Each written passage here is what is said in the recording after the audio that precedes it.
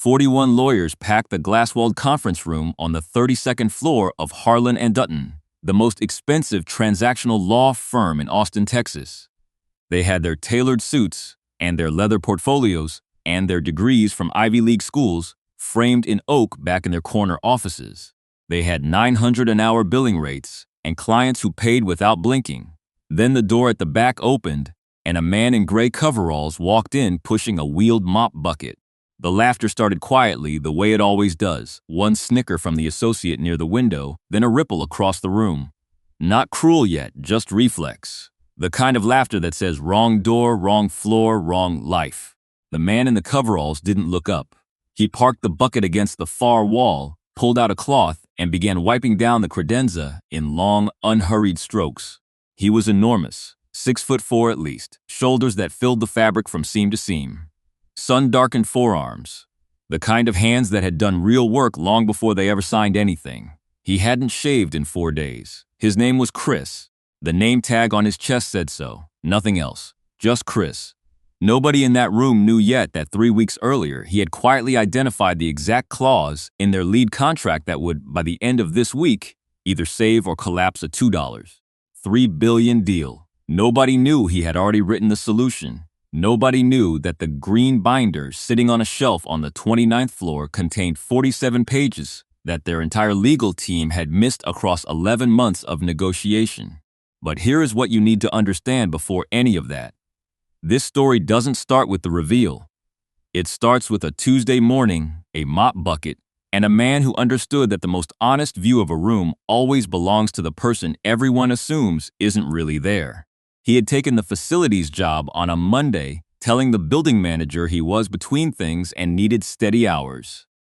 The manager, a practical woman named Donna Reeves who had seen stranger applications, asked if he had experience with commercial cleaning. He said he did. She gave him a schedule and a key card and didn't ask anything else. Harlan Dutton occupied 4 floors of the Meridian Tower, a 47-story glass tower in downtown Austin with a private lobby, a members-only restaurant on the 44th floor, and a view that cost more per square foot than most people earned in a year. Floors 29 through 32 belonged to the firm.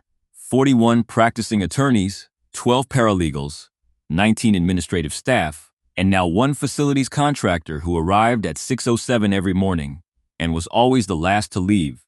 3 weeks in, the staff had sorted him into the wallpaper. He refilled the coffee station before anyone arrived. He replaced the paper towels before they ran out. He fixed at the break room sink on a Wednesday at 7 a.m. without telling anyone it was broken, because he had noticed the water pooling under the cabinet 2 nights before. The paralegal on the 29th floor, a young woman named Jess Calloway, 26 years old, 8 months at the firm, still eating lunch at her desk because she hadn't figured out where she fit, was the only one who ever said thank you. She said it the second morning when she came in to find the first pot already brewed, and she kept saying it after that. Small words, consistently meant. Chris always nodded, not dismissively, more like acknowledged, received, understood.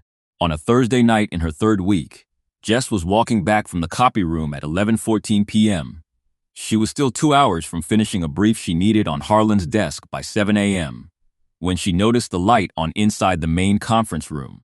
Through the glass wall, she saw Chris standing at the long table, one hand flat on the surface, reading a document that had been left out by the afternoon team. Not skimming, reading. His eyes moved deliberately across the page. He stopped at one line. He stayed there. He turned the page. She stood in the hallway for a moment longer than she should have. Then she picked up her stack of files and walked back to her desk. She thought about it again on the drive home, again in the morning. She decided she wasn't going to say anything because she didn't know what she was seeing, and in a firm like this one, not knowing something was always safer than pretending you did. But she filed it away, the way careful people file things away, just in case. The deal was called the Meridian Basin Project, $2.3 billion in cross-border energy infrastructure, connecting a consortium of American development firms to a network of regional contracts in the Gulf. The lead client was Stetson Capital, a private equity group out of Dallas that had been a Harlan Dutton client for 17 years. The opposing party was a Dubai-based holding company called Al Rashad Commercial. 11 months of negotiation. 2 full stalls. One near collapse in September when the asset valuation methodology fell apart. And now, in what Jeffrey Harlan called the critical final window, they were down to the last round of sessions before the deal either closed or died permanently. Jeffrey Harlan was 62, senior managing partner, white-haired, broad-faced, the kind of man who wore his authority the way other men wore expensive cologne. You noticed it before you noticed anything else. He had built the firm across 30 years from a 3-person real estate practice into one of the 50 most profitable transactional firms in the country. He had done it through genuine intelligence and genuine relentlessness, and he had earned most of what he had. He was also, by the measurement of everyone below him, a man who believed entirely in hierarchy, not just professionally, existentially. He believed the world divided cleanly into people who mattered and people who moved furniture. He had never examined this belief closely enough to question it. His enforcer was Craig Dutton, 45, junior partner, office director in function if not in title. Craig managed upward brilliantly and managed downward without mercy. The particular talent that gets a certain kind of person into every important room and respected by no one once the door closes. He had been with the firm 9 years. He knew where every pressure point was. On the morning of the final negotiation session, Craig walked the 32nd floor 20 minutes before the Al-Rashid team arrived. He stopped at the glass conference room. He saw Chris wiping the long table with a microfiber cloth, working in careful circles. He looked at him the way people look at objects placed inconveniently. "Get that out of here," Craig said, meaning the bucket, meaning the cloth, meaning the man holding it. "Clients in 20 minutes. Chris looked up. He had the particular stillness of someone who has heard that tone enough times to have made a complete peace with it. He picked up the bucket and moved toward the door. Craig watched him go. Then, because a junior associate named Tyler Webb was standing nearby, and Craig always needed someone nearby to perform for, he said loudly enough to carry, "Last time we let cleaning staff in here unsupervised, we found handprints on the presentation glass. Make sure the window end is wiped down before you leave." Tyler pretended not to smile. Chris was already in the hallway, back-turned bucket wheels fading down the corridor. He didn't say anything. He kept moving. And Craig stood in the doorway a moment longer with his chest out, satisfied in the way that small people are satisfied when they can make a large person shrink, not understanding, not even slightly, what he had just stood next to. The Al-Rashid delegation arrived at 9:47 a.m., 6 people. Lead counsel Nadia Al-Qasim, late 30s, Georgetown trained, a decade of practice in London before returning to the region, the kind of lawyer who asked every question exactly once and remembered every answer forever. 2 senior associates, a financial analyst named Marcus Okafor, who had flown in from Zurich specifically for this session, and 2 men whose function was presence, the broad-shouldered quiet that signals someone important is paying very close attention. Harlan and Dutton's side was larger. 8 attorneys, 3 financial advisors, and a court reporter named Helen, who typed fast enough that her fingers were a blur against the keys. Harlan sat at the head of the long table. He liked sitting at the head of things. He opened by thanking the Al-Rashid team for their patience during the revision period, used the word constructive 4 times in the first 3 minutes, and passed the floor to his lead transaction partner, a man named Douglas Park, 40, technically precise, good at the mechanical parts of deals, and not fully aware yet that this particular deal had broken down and for reasons that were not mechanical. The morning went badly. By 11 a.m., they were deep into a dispute about Article 14, the force majeure clause, and Nadia Al-Qasim had twice asked Douglas to clarify the intent behind subclause 14C and received answers that clarified nothing. The third time she asked, she set her pen down on the polished table with a small, quiet click that everyone in the room registered. "That clause," she said carefully, "creates an obligation on the American consortium that our principals understand differently than your principals. Until we resolve the interpretive gap, we cannot move forward on anything else." Douglas said the firm's reading was consistent with industry standard practice. Nadia said the firm's reading was consistent with how the clause would be read in a domestic context. This was a cross-border agreement. The interpretive framework changed. Douglas said he would have to disagree with that characterization. The temperature in the room dropped about 4 degrees. Harlan felt it. That particular cooling that happens when two sides have been talking for a long time and have stopped hearing each other. He looked at his team. He looked at 11 months of documents spread across the table. He thought about 30 years of reputation and $2, $3 billion, and the Stetson Capital relationship that had kept this firm solvent through 2 recessions. At 11:26 a.m., there was a knock at the glass wall. Jess Calloway stood in the doorway with a carafe of coffee. She was not supposed to be there. Coffee was handled by the catering service, but she had been watching the negotiation through the glass since 10 o'clock that morning, and she had made a decision, the quiet, fast kind she made when she saw something that couldn't wait. She looked at Jeffrey Harlan. She said she was sorry to interrupt and just wanted to make sure the room had what it needed. She set the carafe down. Then, very carefully, she said there was something in the facility storage room on 29 he might want to look at. Third shelf, a green binder. She thought it might be relevant. She left before anyone could ask her anything. Harlan sent Craig downstairs more out of exhaustion than genuine expectation. He called a 15-minute recess, apologized briefly to the Al-Rashid team, and stepped into the hallway. Craig came back 4 minutes later with a green 3-ring binder, no label on the spine. He set it on the table in front of Harlan and stepped back with the particular body language of a man who already knows what he thinks. Probably nothing, Craig said. Cleaning staff leave things everywhere. Could be someone's MBA coursework. Could be something they printed off the internet. He crossed his arms. I wouldn't waste the recess on it. Harlan picked it up, flipped it open. The first page was dense. Margin notes crowding the printed text, cross-references, a hand-drawn diagram of overlapping legal jurisdictions in the upper right corner. He turned to the second page, then the third. Craig checked his watch. Jeffrey, the Al-Rashid team is going to read this as stalling. We should go back in and push through 14S as written. Douglas can reframe. Harlan turned to page 31, one paragraph, underlined in a single deliberate stroke, and beside it, in that same compact handwriting, this is the door. He read it once. He read it again. He set the binder down on the table and was quiet for a moment in the particular way of a man who has just understood something he should have understood 3 months ago. He looked at Craig. He said, "Where did this come from?" Craig said the paralegal said the storage room on 29. Harlan walked out and down the stairs himself. This was not something he typically did. In the small storage area between the copy room and the filing alcove on 29, Chris was working his way through a collapsed shelving unit with a screwdriver, replacing the wall anchors one by one.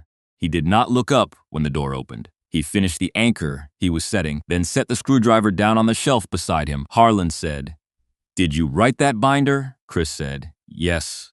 The silence lasted long enough to hear the building's ventilation cycling. Harlan said, "Where does that analysis come from?" Chris said, 12 years in cross-border infrastructure transactions. Gulf side counterparties primarily. I've seen the interpretive gap in 14 SAS before.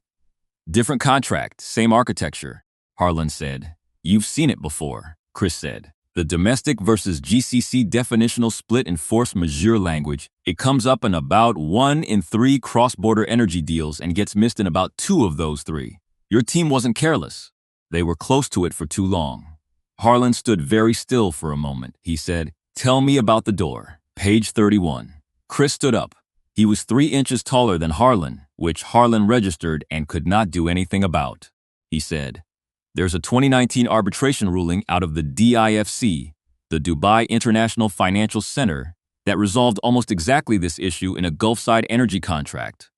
The panel created a dual jurisdiction interpretive framework. Both parties read their version of the clause into the same binding structure. Nobody concedes anything. You're just changing the language," Harlan said. "How do you know about DIFC arbitration rulings from 2019? Chris said, "I was in the room for one of them." There was another silence. Harlan looked at the man in front of him, the coveralls, the 4-day beard, the hands that had been cleaning his firm's floors for 3 weeks, and felt something shift inside his understanding of the morning, of the month, of perhaps the last several years. He said, "Who are you?" And here is where you need to know something that Chris had not told anyone at Harlan & Dutton. His full name was Christopher Donovan Hemsworth. His father, Robert Hemsworth, had built a mid-sized infrastructure advisory firm in the late 1980s out of a single contract and a lot of stubbornness. In the spring of 2004, Chris was 20 years old, studying finance at a state school on partial scholarship because his family did not have the money for anywhere else. His father took him to observe a deal signing in Houston. Nothing glamorous. A regional energy corridor, maybe $40 million total. But afterward, his father had sat with him in a hotel lobby and walked him through every clause in the agreement, line by line, explaining not what the language said but why it said it that way, and what would happen if the wrong people read it differently later. His father had said, "The most expensive thing in any deal is not the price. It's the word that means two different things to two different people, and nobody catches it until court has to." That conversation had lasted 3 hours. It had cost Robert Hemsworth nothing except time. It had cost Chris nothing except attention. He still had the notepad from that lobby session, spiral-bound, half the pages filled with his 20-year-old handwriting. He kept it in a drawer at the house in Byron Bay. Not as a trophy, as a reminder that the most important things he had ever learned had come from someone who took him seriously before he had given anyone a reason to. He had run the Hemsworth Group's infrastructure division for 8 years. Cross-border energy, primarily. Gulf counterparties, Southeast Asian consortiums, Pacific Rim logistics corridors. He had sat on the 32nd floor of buildings like this one, had sat at tables like the one upstairs, had been in all the ways this world measures such things, exactly the kind of person Jeffrey Harlan considered worth listening to. He had left 2 years ago, not because of failure, because he had watched, across the years, what happened to deals when the people closest to them stopped being able to see them clearly, when proximity became blindness, when status became the filter through which everything got read. He had needed to understand the Meridian Basin project from outside. He had needed to understand whether Harlan and Dutton had what the project required. The only way to understand a room honestly was to be in it as someone everyone ignored. He still had the scar on his right hand from a rigging accident on a construction site in Queensland in 2011, a cable that snapped on a morning he had been on site to observe a structural assessment. The site foreman, a man named Gareth Cole, had pulled him clear before it got worse. Gareth had not known who Chris was. He had just pulled him clear. Chris had not forgotten that. Harlan listened to all of this without interrupting. When Chris finished, there was a pause. Then Harlan said, "You took a facilities job in my building to audit a deal you have an indirect stake in." Chris said, "A subsidiary holds a position in the Stetson Capital Consortium. It's disclosed in their investor schedule. Your team would have found it if they'd looked at the full cap table." Harlan said, "You should have come through the front door." Chris said, "I know." He paused. "The front door tells you what people want you to see. The back door tells you what's actually there." Harlan was quiet for a moment. Then he said, "I need you upstairs." He did not change out of the coveralls. They came up the stairwell rather than the elevator. Harlan's choice, no explanation given. When they pushed through the door onto the 32nd floor, Craig Dutton was standing in the hallway outside the conference room, phone in hand, waiting. Tyler Webb was 3 feet behind him, pretending to review something on a tablet. Craig looked at Chris, he looked at Harlan. Something moved across his face. Not quite understanding yet, but the first warning signal of it. "Jeffrey." He kept his voice level. "The recess has been 12 minutes. We need to get back in," Harlan said. "We will," he gestured toward Chris. "This is Christopher Hemsworth. He'll be joining the session." Craig's eyes stayed on the coveralls for a beat too long. He said quietly, so only Harlan could hear. "You cannot be serious," Harlan said. "Craig." He ran the infrastructure division of the Hemsworth Group for 8 years. He has a disclosed position in the Stetson Capital Consortium. And he just explained, in approximately 4 minutes, what your team has been unable to explain in 11 months. He paused. "We're going in." He walked past Craig without waiting for a response. Chris followed. Tyler Webb, who had heard every word and was no longer pretending to look at his tablet, stepped back against the wall to let them through. Craig stood in the hallway alone for a moment, the phone still in his hand, watching the conference room door close behind them. The thing that had happened in front of a witness. He could not unknow it. He could not rearrange it into something less damaging. The power he had spent 9 years carefully building, the kind that works only as long as everyone agrees to pretend it's there, had just been weighed against something real, and the result was not close. He put his phone in his pocket and went back into the room. Nadia Al-Qasim looked up. Her eyes moved from Harlan to the man beside him. She was a careful reader of rooms. She did not show what she was thinking, but something in her posture shifted. The recalibration of a person who has just recognized that the variables have changed. Harlan said he wanted to introduce someone who had been working with the firm in a consulting capacity. He used the word consulting carefully. Precisely, he said. Chris. And Chris sat down at the table. He pulled a legal pad from the table, uncapped a pen, and said, in a voice that was flat and quiet and carried the particular authority of someone who had said important things in important rooms for a very long time. Article 14, Subclause C. You're reading from different definitional baselines. I think we can fix that in about 20 minutes. Nadia Al-Qasim looked at him for one long moment. Then she said, go ahead. What followed was 71 minutes that nobody in the room described accurately afterward, partly because the technical content was genuinely complex, and partly because something else was happening underneath it that resisted simple description. Chris walked through the interpretive gap in 14D without notes, citing the 2019 DIFC ruling from memory, docket number, name of the presiding arbitrator, the specific paragraph of the panel's reasoning. He explained the dual jurisdiction framework clearly enough for both financial teams and precisely enough for both legal teams. He anticipated 3 objections before they were raised. He answered each one before the person raising it had finished forming the sentence. Marcus Okafor, the analyst from Zurich, leaned forward at the 30-minute mark.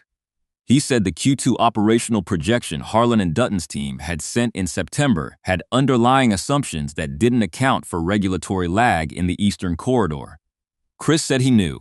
He said the original modeling used a 6-week average, but the actual approval timeline in that jurisdiction ran closer to 11.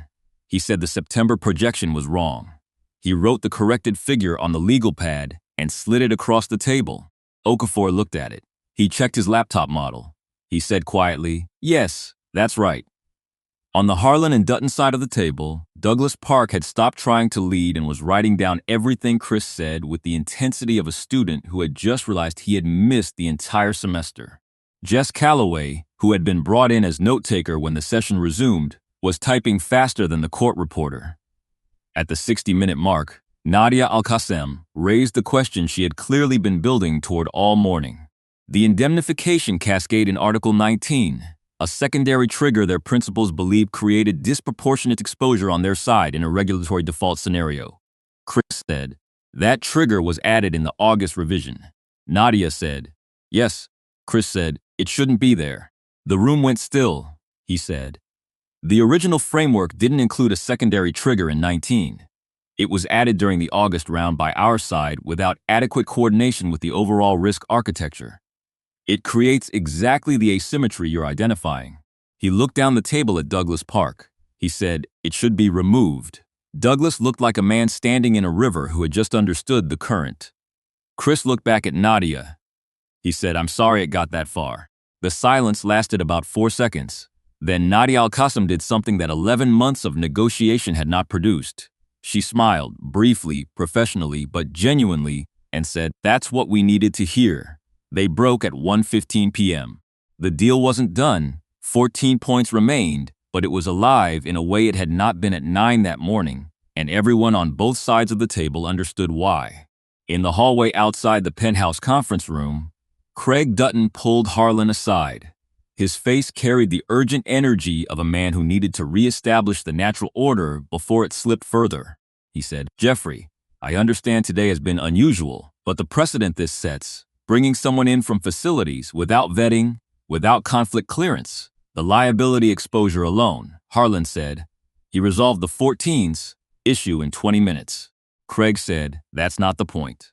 Harlan said, he identified a drafting error in 19 that your team missed for 3 months. Craig said, I don't know who this person actually is. We know nothing about him. He applied for a cleaning contract. He has been mopping our floors. Harlan said, has there been a single complaint about his work? Craig opened his mouth. He closed it. There had not been. 0 complaints in 3 weeks. 2 unsolicited compliments from senior partners who had emailed what they thought was a general facilities inbox. Harlan said, "I suggest you use the afternoon break to read Articles 17 through 22, because when we go back in at 2:30, I need someone who has actually read them." He walked back toward the conference room. Craig stood in the hallway and felt the particular vertigo of a person whose hierarchy has just been redrawn without their consent. That evening, after the afternoon session closed with 10 of the remaining 14 points resolved, Jeffrey Harlan sat in his corner office on the 32nd floor with the door closed and made 3 phone calls. The first was to the managing partner at a firm in Houston that Craig had previously worked for. The call lasted 11 minutes. Harlan did not say much. He mostly listened. What he heard was this. In the spring of 2019, Craig Dutton had been the supervising partner on a mid-size acquisition at that firm. A paralegal named Denise Farrow, 4 years at the firm, third-year law school at night, had flagged an error in the asset transfer schedule 3 days before closing. Craig had told her the error was within acceptable variance and to let it go. She had sent a follow-up memo anyway. Craig had marked her performance review that quarter as unsatisfactory and denied her advancement petition. Denise Farrow had left the firm 2 months later. The acquisition had closed. The error she flagged had surfaced 14 months later in a regulatory audit and cost the client $1 million in corrective filings. The second call was to the Harlan and Dutton head of HR, a woman named Rachel Pruitt. Harlan asked her to pull Craig's complete performance file, every 360-degree review, every associate complaint, everything going back to his first year. He asked her to have it on his desk by 8 a.m. The third call was to a former Hemsworth Group contact in Sydney. The call lasted 4 minutes. At the end of it, Harlan sat for a moment with the phone still in his hand, looking out at the Austin skyline. The towers lit up against the evening sky, the highway below moving with the steady pulse of the city, and understood fully, for the first time, what had been sitting in his building for 3 weeks. The deal closed on a Thursday, 18 days later. The $3 billion agreement was executed in the firm's private signing room on the 32nd floor, a room with floor-to-ceiling glass, a single long oak table, and a view of downtown Austin that clients paid indirectly to sit in front of. Both legal teams signed. Both financial teams signed. Nadia Al-Qasim shook hands with Douglas Park, who had, across the final 2 weeks, quietly and completely rebuilt his approach to the cross-border sections of the document. Nobody held a press conference about Article 14 or the Green Binder or the dual jurisdiction framework that had unlocked 11 months of deadlock. These things don't typically make the news. But 2 days after the signing, Harlan called Craig into his office at 3:45 p.m. The conversation lasted 38 minutes. Jess Calloway, whose desk was 12 feet from the closed door, could not hear specific words. But she could hear the shape of the conversation with complete clarity. Long silences. One sustained period where Harlan's voice was flat and continuous, and nothing came back from the other side. Then the sound of a chair. Craig Dutton left the building at 4:23 p.m. carrying a cardboard box. He had been with the firm 9 years. His departure letter, drafted that morning under Section 11. 4 of the partnership agreement, conduct materially inconsistent with firm values, effective immediately, was filed with HR at 4:31 p.m. His access cards were deactivated at 4:32 p.m. The following week, Rachel Pruitt's HR review produced a documented pattern across 9 years. 4 associate complaints about professional conduct, 2 of which had been filed and then quietly withdrawn after conversations with Craig. 3 performance reviews of junior staff that colleagues described as retaliatory, and a 2021 incident in which a first-year paralegal named Marcus Webb had reported being told in front of 2 witnesses that people in his position should not have opinions about people in Craig's position. All 4 former associates were contacted. All 4 agreed to provide formal statements within 48 hours of being reached. For years they had stayed quiet. Craig had still been in the building, still controlling performance reviews, still deciding who moved forward and who didn't. The risk of speaking had been real, and the protection had been zero. When he was no longer there, they picked up the phone. The statements went into Craig's file. The file went to the firm's ethics committee. The Ethics Committee referred the matter to the Texas State Bar's Professional Conduct Division on the 3rd of the following month. The inquiry was opened under Disciplinary Rule 8. 4DE, conduct prejudicial to the administration of justice. It would take 14 months to resolve. Craig's severance was $0. The partnership agreement's conduct clause was specific on this point. He sat in his car in the parking garage for 11 minutes before starting the engine. Whatever he thought about in those 11 minutes, no one could say. What he told his wife when he got home was something she would remember for years afterward. He said, "I looked at people wrong for a long time." He said it quietly, without anger or self-pity, just the flat accounting of a man who had finally added something up correctly. 6 weeks later, he sent a handwritten note to Jess Calloway, 3 sentences. It said, "I should have done more to support your work here. I made assumptions about who mattered in that building that I had no right to make. I'm sorry." It took him 4 days to write those 3 sentences, and he sent them without expectation of a reply. Jess read the note twice. She kept it in her desk drawer, not because she needed the apology, but because it was the first time in 8 months at the firm that someone above her in the hierarchy had written something real. Jeffrey Harlan did not escape the accounting entirely. 3 weeks after the closing, the Austin Business Chronicle ran a piece on the Meridian Basin deal, routine coverage, deal value, parties involved, timeline. A reporter named Sandra Oaks called Harlan for a quote. He gave her one. Then, at the end of the call, Sandra asked, "We understand the key interpretive breakthrough in the final sessions came from someone outside the firm's legal team. Can you tell us about that?" Harlan was quiet for 3 seconds.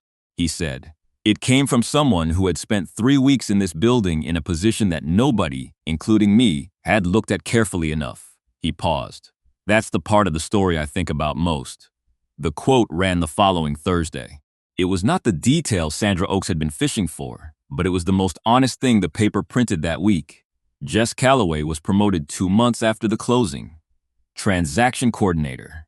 Salary increase of $31,000. She had not asked for either. Harlan had watched the way she had moved through that week.